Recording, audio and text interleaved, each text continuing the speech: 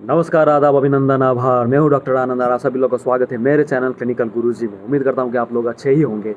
तो आज फिर एक नई टॉपिक को लेकर के फिर एक नई बातें और आप लोगों को जानकारी मूलक देने के लिए कुछ ऐसी टॉपिक्स को लेकर के मैं फिर आया हूं। उम्मीद करता हूं कि मेरे जितने भी पिछले वीडियोज़ हैं आपने उनको देखे होंगे। नहीं देखी है तो जाके देखिए।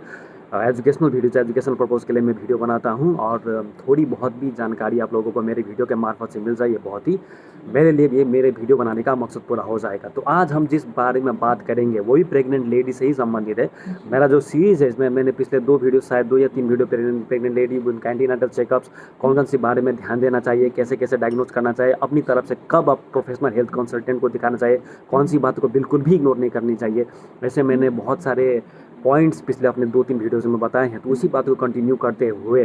शायद ये सेकेंड लास्ट या लास्ट वीडियो होगा, उसके बाद हम दूसरे टॉपिक में प्रवेश करेंगे। तो और आज एक बहुत ही एसेंशियल टॉपिक है जो कि स्पेशली जो pregnant lady during the course of gestation, जब उनकी प्रेगनेंसी चल रही होती है, either in the first trimester, second trimester और द थर्ड ट्राइमेस्टर। जनरली आज जो कंडीशन मैं बताने जा रहा हूँ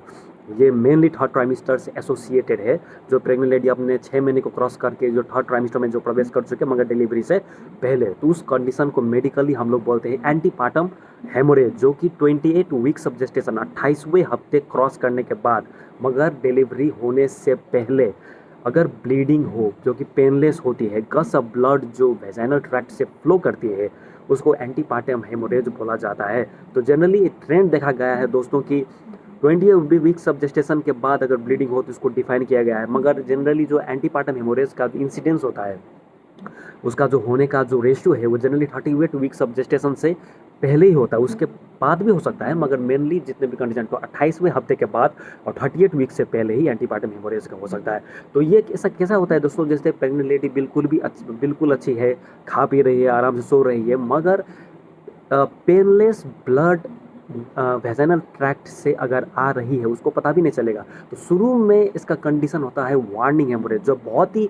मिनिमल क्वांटिटी, स्लाइट अमाउंट में ही आता है और उसको बहुत सारे लोग, स्पेशली जो रूरल एरियाज़ में है, इवन जो अर्बन एरियाज़ के भी जो वुमेन है, जो जनरली उस बात को इग्नोर कर देती हैं। इसको ऐसे बात बोल के टाल दिया जाता है कि ठीक है प्रेगनेंसी है, कभी कभार ब्लीडिंग हो जाती है, मगर इसको ये बिल्कुल भी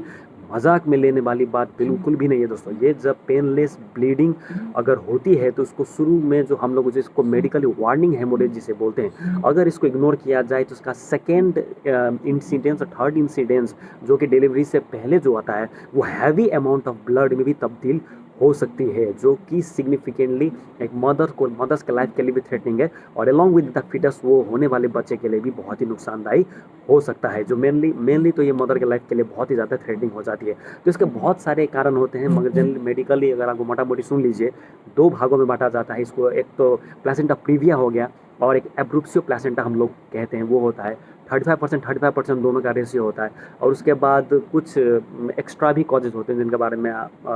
उतना आप लोग नहीं जानेंगे, वो भी चलेगा। तो जो painless first warning science of जो हेमरेज होता है उसको अगर इग्नोर करेंगे तो जैसे मैंने थोड़ी देर पहले बताया, तो उसका जो सेकेंड और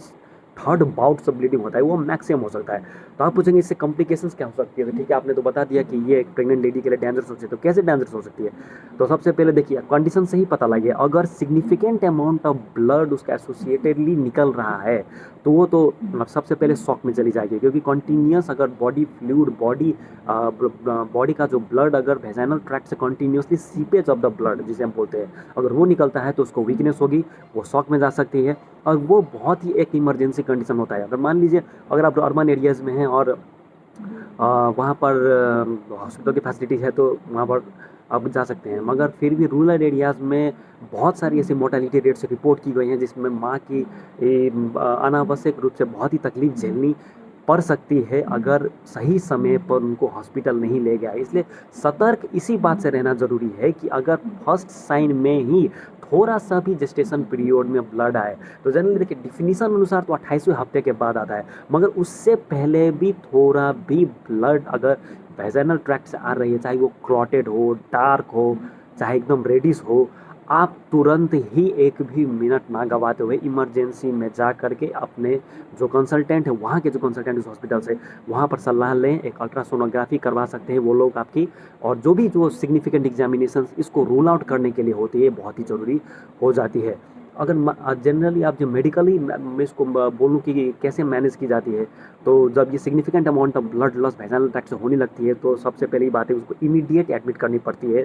फ्लूइड तुरंत देना पड़ता है, कभी कभी इमरजेंसी सिजेरियन सेक्शन भी करनी पड़ सकती है, क्योंकि हम लोग नॉर्मल डिलीवरी के लिए इस बात पर वेट बिल्कुल भी नहीं कर सकते हैं। तो दूसरी बात है, तो जैसे मैंने पहले बताया था, फर्स्ट कॉम्प्लिकेशन माँ के लिए वो शॉक में जा सकती है, उसका ब्लड हेमोग्लोबिन बहुत ही लो हो सकता है, वो एनेमिक हो सकती है। उसके बाद जो कंटिन्यूसली जो ब्लड का जो सीपेज होता है वैजाइनल ट्रैक्ट में, उसमें बैक्टीरिया का प्रोलिफरेशन मतलब बैक्टीरिया का ग्रोथ होकर वो सेप्सिस में भी जा सकते हैं। सेप्सिस कहने का मतलब है कि बैक्टीरियल ऑर्गेनिज्म ब्लड स्ट्रीम के थ्रू उस माँ के शरीर में जाना, और उसके बाद वो अगर उसको सही समय पर इलाज ना मिले तो हम लोग SIRS बोलते हैं, सिस्टमिक इन्फ्लामेटरी रेस्पॉन्स सिंड्रोम, जिसके कारण MODS multiple organ dysfunction syndrome, मतलब वो बहुत ही गंभीर स्थिति हो जाती है। कभी कभार ऐसी माताओं को वेंटिलेटर में भी रखने की कंडीशन आ सकती है। इसलिए शुरू से ही सावधान हो। अगर ये वीडियो कोई भी देख रहा है तो मेरी यही आप लोगों से आशा है कि प्रेग्नेंट लेडी को स्पेशली थर्ड ट्राइमेस्टर जब वो प्रवेश करती है और 28वें हफ्ते जैसे उनका क्रॉस होता है, अगर कोई भी मिनिमल अमाउंट ऑफ ब्लड भी सीवेज वैजाइनल ट्रैक्ट से हो रही है तो उसको बिल्कुल भी इग्नोर ना करें। तुरंत ही अपने जो आपके ऑब्स गायनिकोलॉजिस्ट उनके पास तुरंत जाएं, उचित जानकारी ले, और जो भी मैनेजमेंट प्रोटोकॉल आपको किया जाता है, जैसे प्लेसेंटा प्रीविया का डिग्री रूल आउट करने का हुआ, आपका ब्लड कल्चर हो गया, उसका वैजाइनल एग्जामिनेशन हो गया, जो भी एग्जामिनेशन वो कंसल्टेंट को लगता है कि करना जरूरी है, उनकी सलाह माने और वो बिल्कुल भी करें, क्योंकि थोड़ी सी भी अगर इग्नोरेंस यहाँ पर बहुत ही भारी पड़ सकती है। तो उम्मीद करता हूँ कि इस वीडियो से आप लोगों ने सीखा होगा। अगर ये आपको वीडियो अच्छी लगी है तो